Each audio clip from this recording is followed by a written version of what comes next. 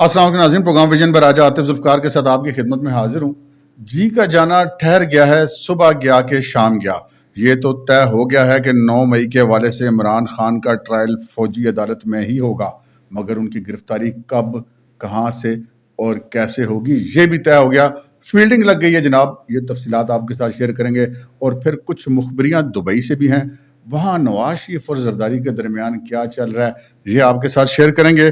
और फिर पाक फौज एक तरफ तहम्मुल का भी दावा करती है, दूसरी तरफ सजाएं भी देती है, और जिनको सजाएं दी गई हैं उनके नाम खुफिया क्यों रखे गए हैं, ये कुछ सवालात हैं जिनके जवाबात भी आज के प्रोग्राम में हम आपको देंगे। मगर इससे पहले कि अपने प्रोग्राम को आगे बढ़ाएं, आपसे गुजारिश है कि अगर अभी तक आपने हमारा चैनल सब्सक्राइब नहीं किया तो प्लीज़ कर लीजिए, साथ ही बेल आइकॉन भी दबा दीजिए ताकि जो ही हमारा कोई नया प्रोग्राम अपलोड होता है तो उसका नोटिफिकेशन फौरी तौर पर आपको मौसूल हो सके। प्रोग्राम का बाकायदा आगाज़ करते हैं नाज़रीन। आज का दिन तो वैसे DGISPR मेजर जनरल अहमद शरीफ के नाम रहा। बहुत खूबी से उन्होंने आज प्रेस कॉन्फ्रेंस में अपना मुद्दा बयान किया। जहाँ जहाँ उन्होंने पकड़ाई देनी थी उन्होंने पकड़ाई दे दी, जहाँ जहाँ उन्होंने पकड़ाई नहीं देनी थी वहाँ पर नहीं दी। बहरहाल एक खालिस्तन पेशा वराना अमूर पर उनकी बहुत ज़बरदस्त प्रेस कॉन्फ्रेंस थी, और आज तो हर तरफ वही चीज़ें डिस्कस हो रही हैं। लेकिन हमने कहा कि उस सारे मामले के हवाले से कुछ सवालात हैं जो लोगों के जहनों में हैं, उनके जवाबात भी आपको देते हैं जो कि हमें मिले हैं। वो हमने भी तो वो सवालात पर किए ना जहाँ से हमने करने थे। अच्छा, एक बड़ा अजीब किस्म की बहस हो रही है। एक बहस तो ये हो रही है कि जी ये जिन लोगों को सजाएं दी गई हैं उनके नाम खुफिया क्यों रखे गए हैं, और दूसरी ये बात हो रही है कि एक तरफ पाक फौज के बारे में कहा जा रहा है कि उसने बड़े सब्र का और बड़े तहम्मुल का मुजाहरा किया है, लेकिन उसके साथ ही सजाएं भी दी जा रही हैं। ये मामला क्या है, तो फिर इस पर हमने पूछा तो फिर जो हमें जवाब मिला वो हम आपके साथ शेयर करते हैं। अच्छा, ये जो फौज का तहम्मुल और ज़ब्त की बात है और सज़ा की भी बात है, इस वाले से जब हमने ज़िम्मेदार लोगों से पूछा कि भाई ये क्या मामला है, एक तरफ ये दावा है दूसरी तरफ ये दावा है, तो ये बताया गया कि जनाब असल में जो भी होता है जब इस किस्म का कोई मामला होता है, फौज एक डिसिप्लिन के तहत चलती है।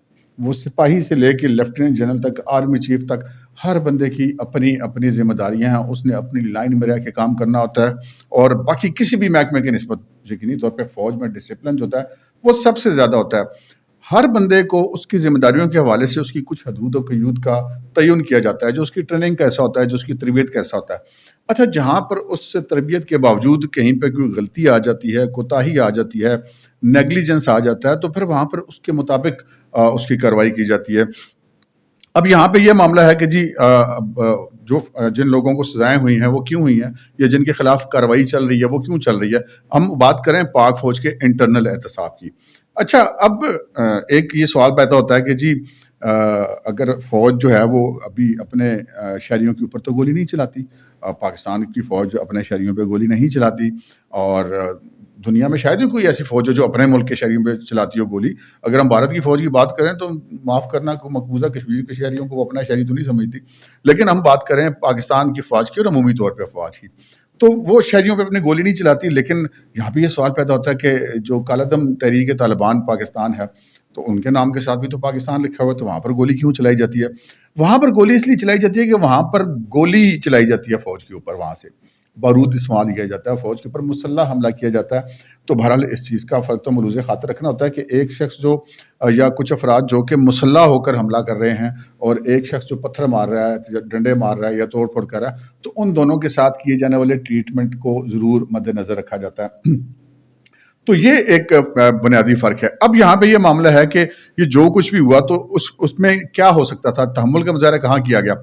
तहम्मुल का मुज़ाहरा ये किया गया कि जब ये पता चल गया कि जी मुश्तिल मुज़ाहरीन जो हैं, हजूम आ गया है, बलवाई आ गए हैं, तो वो एक जो सिपाही है, हम सिपाही की मिसाल देते हैं ना जी, सिपाही अपनी पोस्ट में खड़ा हुआ है, उसको ये पता है कि जी मैंने किसी सूरत में भी अपनी पोस्ट को नहीं छोड़ना, वो अपनी पोस्ट में मौजूद रहता है। तो अच्छा, अब तरीकाकार क्या होगा कि लोग तो उसकी तरफ आ रहे हैं, वो अपनी पोस्ट छोड़ भी नहीं सकता, उनके ऊपर गोली भी नहीं चला सकता, तो क्या करेगा? तो इस सिलसिले में उसकी कुछ तरबियत होती है। तरबियत ये होती है कि जी वो पहले बावाज़ बुलंद उनको कहेगा कि भाई जी रुक जाओ, ये लाइन है जी, ये मेरी रेड लाइन है, आपने इस रेड लाइन को क्रॉस नहीं करना। उसके बाहर खड़े होकर आप जो मर्जी एहतजाज करते रहें, नारे लगाते रहें, जो मर्जी करते रहें, नो प्रॉब्लम, लेकिन ये लाइन है जी, ये अब मैंने ड्रा कर दी, इससे आप आगे नहीं आएंगे।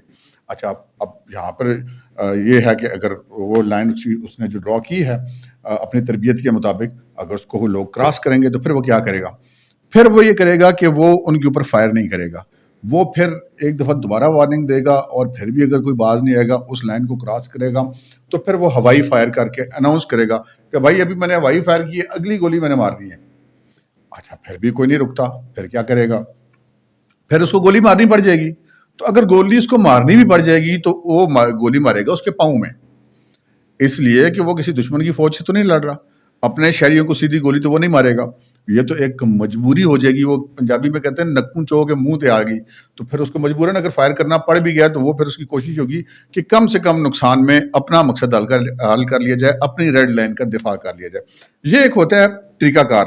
اچھا، جب اس طریقہ کار پہ عمل نہیں ہو سکا یا کسی وجہ سے، اب اس میں آپ یہ سمجھ لیں کہ فرض کریں کوئی شخص کسی سے ملا ہوا ہے، یا وہ کسی اپنے سیاسی مفاد کی وجہ سے اپنی جو ڈسپلن ہے ادارے کو اس کو توڑ رہا ہے، یا پھر وہ جو ہے وہ چاہنے کے باوجود اپنی اس لائن کا دفاع نہیں کر پا رہا، یا پھر چاہنے کے باوجود اپنی اس لائن کا دفاع کرنے کے وقت جب وہ لاسٹ وارننگ پہ آیا تو وہاں پر وہ ڈول گیا کہ یار میں فائر کروں یا نہ کروں۔ تو یہاں پر یہ معاملہ ہوتا ہے کہ اس کی ٹریننگ کتنی ہے، اس نے اس ٹریننگ کے اوپر عمل کتنا کیا ہے۔ تو یہ ایک چیز طے ہے کہ پاک فوج کے اندر جو احتساب کا نظام ہے، نہ تو کسی کو اس کی طرف سے کی جانے والی غلطی سے زیادہ سزا دیتا ہے اور نہ ہی کم سزا دیتا ہے۔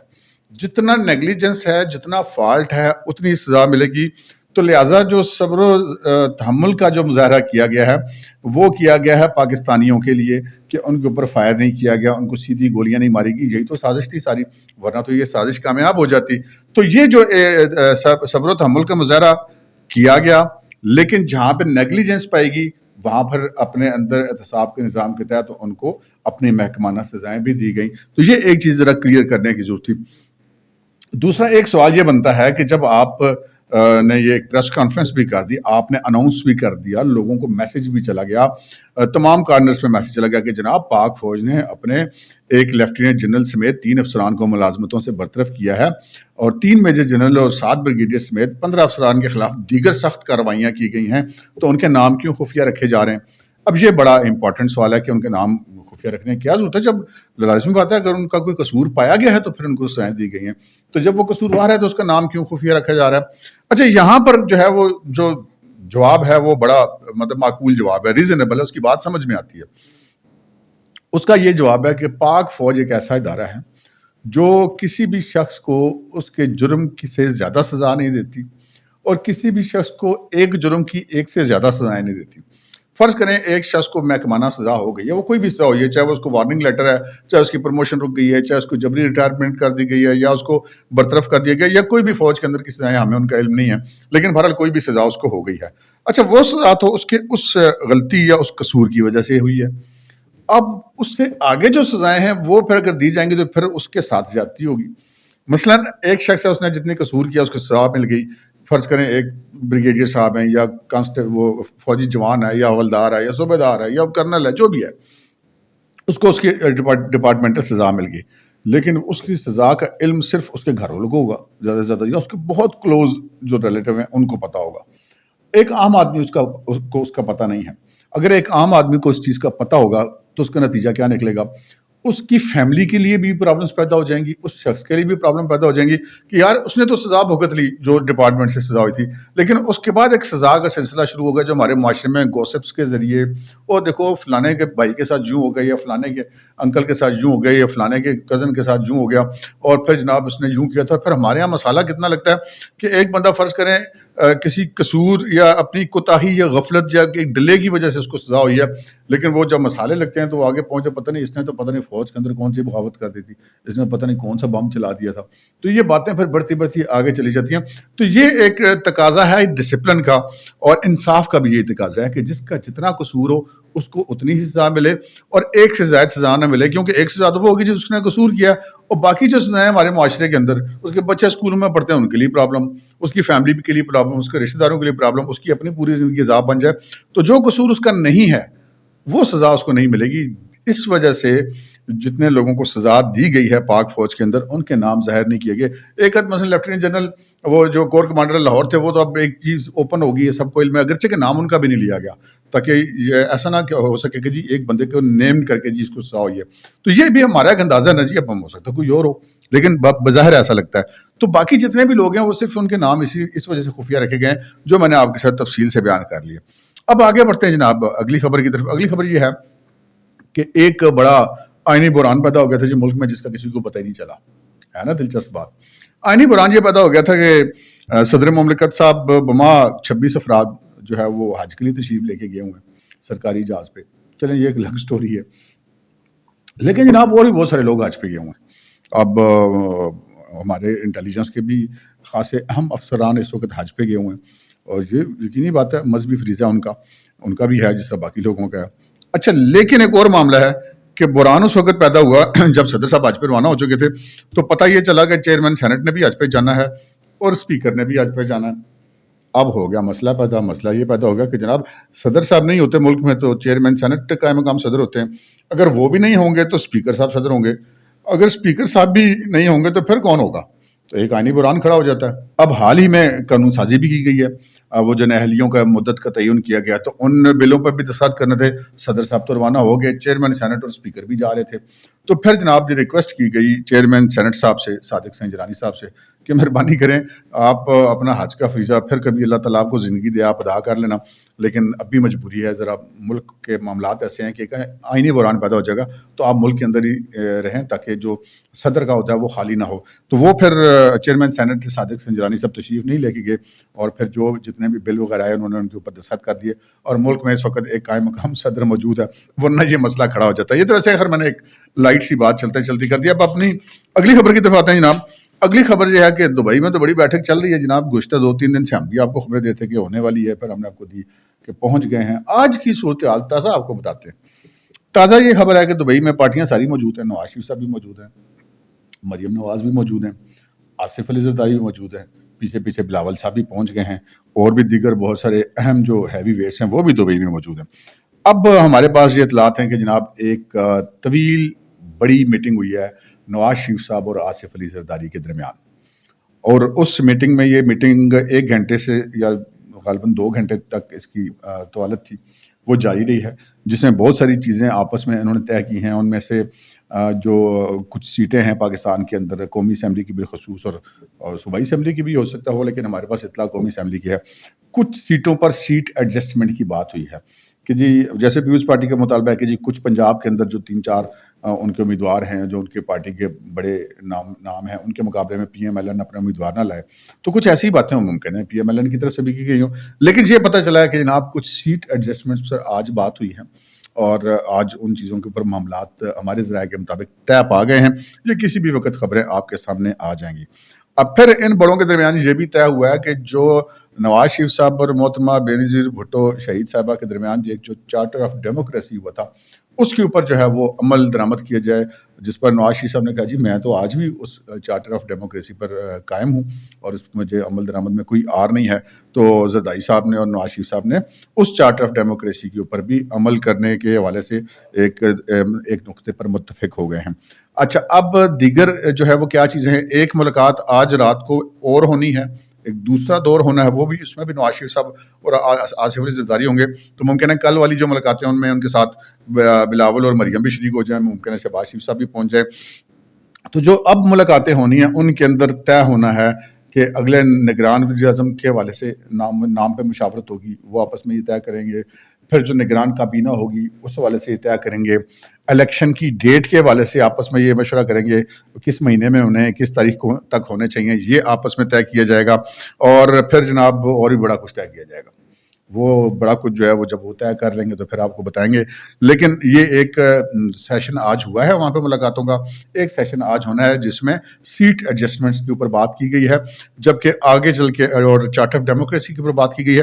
جبکہ جو ابھی آج رات کو میٹنگ ہونی ہے اور جو اگلی میٹنگ ہونی ہے اس میں نگران سیٹ اپ کے حوالے سے بات ہونی ہے, اور الیکشن کے بعد اگلے سیٹ اپ کے حوالے سے بات ہونی ہے. یہ بڑی امپورٹنٹ بات ہے. وہ چیزیں اب آج اور کل میں وہ چیزیں بھی طے ہو جائیں گی. تو اس وقت جہاں اب پاکستان کے اندر 9 مئی والے جو اثرات ہیں وہ جن لوگوں نے کیا تھا وہ اب بھگت رہے ہیں, اور عمران خان صاحب جو ہیں وہ زمان پارک میں بیٹھے ہوئے آنے والے وقت کا انتظار کر رہے ہیں کہ اب ان کے ساتھ کیا ہوگا. اور دوسری طرف پاکستان کے آگے چلنے والے معاملات کو طے کیا جا رہا ہے، سیٹ ایڈجسٹمنٹ کیا ہوگی، نگران سیٹ اپ کون سا ہوگا، آئندہ آنے والی حکومت کیسے بنے گی، تو وہ چیزیں آگے طے کی جا رہی ہیں. یعنی کہ عمران خان صاحب اپنی ضد ہٹ درمی کہ میں نے پولیٹیشین سے بات نہیں کرتی، اور کرتے کرتے انہوں نے 9 مئی کر دیا اور ایک ٹکر دے ماری. وہ وہیں پہ بیٹھے ہوئے ہیں، اب اپنی گرفتاری کے منتظر ہیں، جبکہ پاکستان کی دیگر جو سیاسی قیادت ہے وہ اب آگے بڑھ چکی ہے. عمران خان صاحب سے ٹرین مس ہو چکی ہے. اب آتے ہیں جناب ہم اگلی خبر کی طرف، جو بڑی امپورٹنٹ خبر ہے کہ عمران خان صاحب کی آج کی جو پریس کانفرنس تھی اس میں عمران خان صاحب کے والد سے ایک چیز تو نظر آ گئی، نام اگرچہ کہ ان کا نہیں لیا گیا، لیکن بالکل clear cut D G I S P R نے بتا دیا کہ یہ جو منصوبہ ساز ہیں، جو سہولت کار ہیں، سب کو مطلب ٹرائل ہوگا، کوئی بھی نہیں بچے گا. تو پھر اب یہ تو نظر آ گیا ہے سب کو کہ عمران خان صاحب کا فوجی ٹرائل ہونے جا رہا ہے. اسی لیے انہوں نے پہلے اپنا احتساب کر کے بتا دیا ہے کہ ہم کوئی بھی فوج ہو جی، اس کو اپنے جوان سے لے کے اپنے افسران تک وہ سب سے زیادہ عزیز ہوں گے. لیکن انہوں نے بتا دیا کہ جی نہ ہمارے ریٹائرڈ افسران ہوں، چاہے وہ کسی آرمی چیف کی سابق کی نواسی ہو، چاہے وہ کسی 4 اسٹار جنرل کا داماد ہو، چاہے کسی سابق لیفٹیننٹ جنرل کی اہلیہ ہو، چاہے کسی میجر جنرل کی اہلیہ اور بیٹا ہوں، ان کو اگر ہم معاف نہیں کر رہے تو دور کی بات جو سرونگ افسران ہیں ان کو بھی سزائیں اگر ہم نے دے دی تو اس کا مطلب ہے کہ اور کسی کے لیے بھی معافی نہیں ہے. تو وہ اب یہ تو طے ہو گیا کہ عمران خان صاحب کا ٹرائل ملٹری کورٹ میں ہوگا. اب وہ اگلی بات ہے کہ سارا کچھ ہوگا کیسے، تو اس میں پھر ہم نے کچھ سر لگانے کی کوشش کی، کچھ چیزیں ہمیں پتہ چلی، کچھ ہمارا تجزیہ بھی ہے. اچھا سچویشن یہ ہے کہ جی عمران خان صاحب کو لگ ایسے رہا ہے کہ فوج براہ راست گرفتار کرنے نہیں جائے گی، اس لیے کہ اور بڑے راستے ہیں، خام خواہ کیا ضرورت ہے. اور جو اب ہمارا جو تجزیہ وہ یہ ہے کہ نیب کے اندر عمران خان صاحب اس وقت مطلوب ہے. آج بھی ان کی پیشی تھی نیب میں، وہ نہیں گئے، اور ان کی اہلیہ بھی نہیں جاری، مطلب وہ نیب کو بالکل اوائڈ کر رہے ہیں تمام قسم کے معاملات میں. بہت دفعہ وہ جاتے ہیں، نہیں جاتے، تو بظاہر ایسا لگتا ہے کہ نیب پہلے نمبر پہ ہے یا کوئی اور ادارہ اینٹی کرپشن یا پولیس یا جو بھی ہے، وہ عمران خان صاحب کو اپنے مقدمے میں گرفتار کریں گے، اپنے مقدمے میں گرفتار کر کے اپنا ان کا فزیکل ریمانڈ لے کے ان کی تفتیش کریں گے. اور جب وہ تفتیش ختم ہوگی اور ان کو دوبارہ عدالت میں پیش کیا جائے گا تو پھر جیسے کہ باقی ملٹری ٹرائل کے لیے ملزمان فوج کے والے ہوئے لاہور میں پنڈی میں، تو وہ جو متعلقہ کمانڈنگ افسر ہوگا وہ متعلقہ عدالت میں درخواست دے گا کہ جناب اس ملزم کی ہمیں اپنے اس مقدمے میں ہمیں مطلوب ہے، ہم نے اس کا ٹرائل کرنا ہے، تو ہمیں اس کی کسٹڈی دی جائے. تو پھر وہ عدالت سے باقاعدہ قانونی طریقے سے ان کی کسٹڈی لے لی جائے گی، اور اس کے بعد پھر ان کا جو ٹرائل ہوگا بظاہر ایسا لگتا ہے کہ وہ جیل ٹرائل ہوگا، اور وہیں پر ٹرائل ہوگا. اگر ان کو بے گناہ ہوتے ہیں تو واہ بھلا، ادروائز لگتا نہیں کہ وہ جو ان کے پاس ثبوت اور شواہد موجود ہیں تحقیقاتی اداروں کے پاس ان کی موجودگی میں کہ عمران خان صاحب کسی بھی طرح سے بچ سکیں، تو اگر ان کو سزا بھی ہوئی تو وہ وہیں پر ہوگی. تو یہ ایک طریقہ کار طے ہوا، اور یہ بھی ذرائع کا کہنا ہے کہ اس سلسلے میں تمام جو ذمہ داران ہیں، جتنے متعلقہ کارنرز ہیں، جتنے اسٹیک ہولڈرز ہیں، ان سب کو اعتماد میں لے لیا گیا ہے کہ جی یہ طریقہ فیلڈنگ ساری لگ گئی ہے کہ عمران خان صاحب کسی بھی کیس میں گرفتار ہوں گے، اس کی تفتیش ہوگی، عدالت میں پیش ہوں گے، وہاں پہ جو پاک فوج کے افسران ہیں متعلقہ وہ ان کی کسٹڈی وہاں سے تحویل میں لے کر پھر اس کے بعد ان کا ملٹری کورٹ میں ٹرائل چلایا جائے گا. تو پھر وہی جیسا کہ میں اکثر آپ سے کہا کرتا ہوں ولاگس کے اندر کہ چڑھ جا بچہ راوی، نہ کوئی آوی نہ کوئی جاوی. اب تک کے لیے اتنا ہی، اجازت دیجیے، اللہ حافظ.